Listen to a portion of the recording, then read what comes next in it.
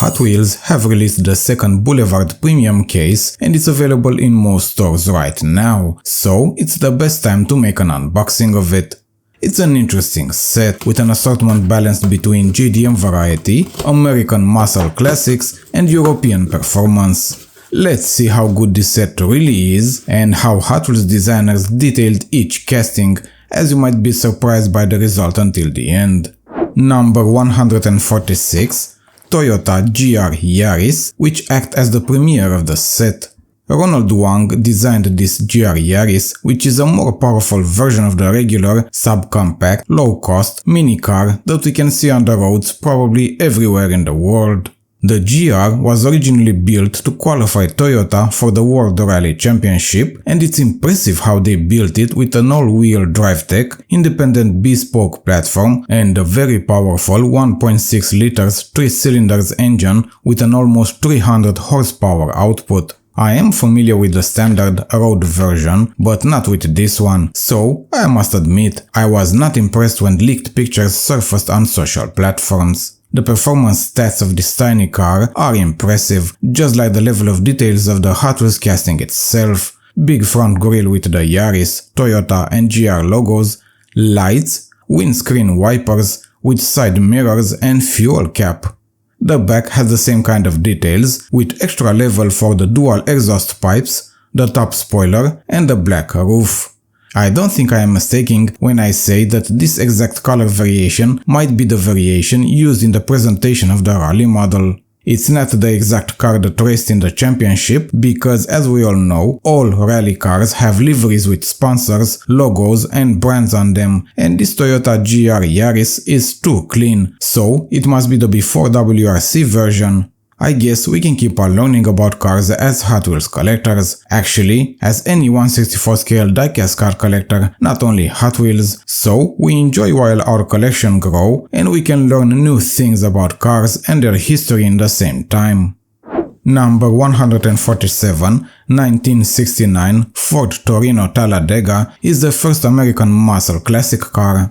Alec Tam designed this Torino, and compared to the tiny Yaris, this is a pure classic muscle car, big, powerful and very loud with its 7-liter V8 engine producing 335 horsepower. This car was built to dominate NASCAR racing, and it was so fast that new rules were introduced to level the odds, and it was named after the Talladega Speedway oval racing track. Not too many road versions were manufactured, and these days those sell for high prices on auctions, but collectors know what they want, and they definitely know its value, just like diecast collectors know for their castings. The Hot Wheels version looks amazing, although I don't know what this livery is based on, because it's not the NASCAR one from the late 60s, but even so, it looks outstanding with that livery, the color combination with all the graphics, logos, sponsors. A stock color might work on something like the Yaris, but not here. This Ford Torino feels the best like this, with everything it has going on. Ford, Union, Hot Wheels logos, and of course Goodyear tires that are made for a casting like this one. It has the lights details, exhaust pipes, and a very cool but small detail on the front, and I will let you figure that one out. The casting was released in 2008, and in these 18 years it had many cool releases in series like Fast and Furious Premium, Car Culture, Vintage Racing, and many basic variations, where it had also been a regular and a super treasure hunt in 2010. I enjoy opening Hot Wheels castings like this one. I used to enjoy playing NASCAR video games years ago, but even so, not all the time I keep them in my own collection. It's nice to check them out, it's fun, and I hope you're having fun together with me while you're watching this video. Number 149, 1967 Custom Mustang, the second muscle car of this Hot Wheels Boulevard set. Michael Collins designed it all the way back in 1998, so a very old casting, although it suffered a retool in 2010 when it lost the opening hood. A classic American muscle car with many options when it comes to the engine, but probably the most wanted was the V8, which could output 335 horsepower, and of course the big block V8 Shelby GT500. Obviously, this is the road version, but in its history this Mustang was part of many racing disciplines like the drag racing, NHRA, endurance racing like the 24 Hours of Daytona, and modern vintage racing. In the last couple of years, there were very few Hot Wheels sets to have muscle cars and very few to have Mustangs, and I see this as a breath of fresh air. Being released so long ago, you know it has many variations: Basic Series, Hot Wheels Classics, Ultra Hots, Treasure Hunts, RLC, Fast and Furious, and unfortunately, I only have the Treasure Hunt from 2012 in my collection still in the packaging. It's a very cool variation, and 2012 is one set of regular Treasure Hunts I have actually completed. I enjoyed the casting, it looks great, and although I would have loved to see it in premium with an opening hood, I enjoy it with what it has: lights front and back, Ford logos, hood scoop, GT tempos on the side, door trims, and the 10-spoke rims look great. It's factory, so nothing crazy on it, but it's a bummer that it doesn't have the side mirrors.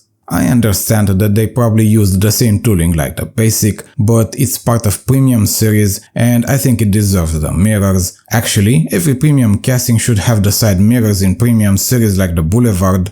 The first year with the retool was 2010, and I still have in my Hot Wheels collection one color variation, and I remember I used to collect a lot of muscle cars back then. I think I still have around 200 loose Hot Wheels cars, because when I started collecting, I loved opening them all up. Not too many got away still in the packaging. The blue is nice, but I would love to see the first white release in a modern Hot Wheels premium set. Number 150. Nissan Skyline GR R32 Pandem, and I can already see many collectors complaining that Hot Wheels is making too many Skylines lately. Well, they might make what's desired, what sells, that's why they also make a lot of Porsches. Designed by Rob Matthews, the Skyline Pandem represents a fusion between the 90s Godzilla model and the modern aggressive wide-body aerodynamic custom kit designed by the premium aftermarket brand Pandem.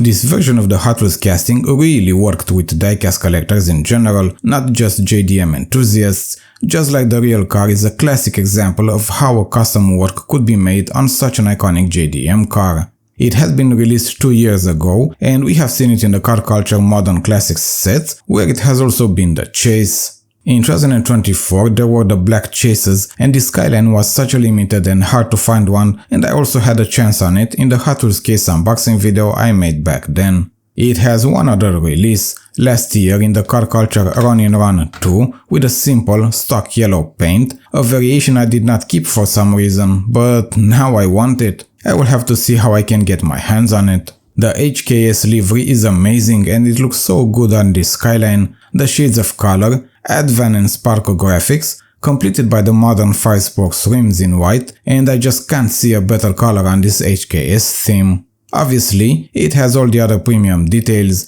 lights front and back, front grille, side mirrors, license plate, exhaust pipes, and that back spoiler that is made out of plastic, but they made that decision because it was easier to create the finished casting. Hot Wheels also has an R32 version stock without the Pandem body kit. I don't have it in my collection, but I would love to sometime in the future. I would have definitely brought it out and showcased it alongside this version. Number 148. Lamborghini Gallardo LP570-4 Superleggera, acting as the only European casting in the set. Designed by John Violet, the real model is a classic beast and it represents the ultimate lightweight, hence the name, high-performance version of the first generation of the Gallardo. It had a 5.2-liter V10 engine with 560 horsepower and an all-wheel drivetrain. The racing variant of this Lamborghini was the Super Trofeo, part of different racing disciplines like the GT3 European Championship and different GT championships all over the world. The Hot Wheels version was released 15 years ago in the main lines and it had 3 color variations, from which I have 2 in my Hot Wheels collection. Still in the packaging, the white variation is the one I enjoy the most, and I also have the yellow variation loose, which we're going to see in a few seconds on the turntable. It has many cool variations in the basics and a few premium ones, with the most interesting ones being the Fast and Furious release from 3 years ago and the Forza Motorsport from Replica Entertainment segment. The problem with the variations is that it had a lot of repeats in the same segment or different ones, just like this yellow color from Gran Turismo themed set. It has been released 4 times in this color variation in different series, then Forza Motorsport that has been repeated once, and the Gold Fast and Furious repeated once, the orange variation repeated once in a 5-pack, even the color shifters red-white was repeated once. Moving away from the repeats, the casting is looking really good. The green color works so well on it. It's stock, no liveries, graphics or other crazy things. It has headlights, rear lights, Lamborghini badge, rear bumper, huge air scoops in the front, and those amazing exotic rims in grey. Another really nice touch is the black trim line with the text Superleggera on the sides. As a negative, well, it doesn't have the side mirrors, none of the variations had them. Hot Wheels have to retool the casting to add them, and the back black spoiler is made out of plastic. I understand on the Skyline to be plastic, but I'm not sure what happened here, because I believe it could be made out of metal without big issues. I did mention the yellow color variation from the trio of colors in the first year of release, and how it was repeated 4 times. Well, I have 2 of them in my collection. Even so, I would add a 3rd one if they will ever release it in a premium set. I really enjoy it as a Hot Wheels casting and as a real-life sports car. Even with all the negatives I have mentioned, I will keep adding those to my collection. I will keep the green even though this one is also a repeat, as it was released in the same color in a basic multi-pack a few years ago. I think overall the quality of this Hot Wheels Boulevard set is top notch. I might not keep all of them in my collection, but I don't have to, I can just keep what I enjoy the most. The set must be in the stores right now, so be sure to get there to have a chance on them. Happy collecting and have fun watching the next Hot Wheels unboxing video.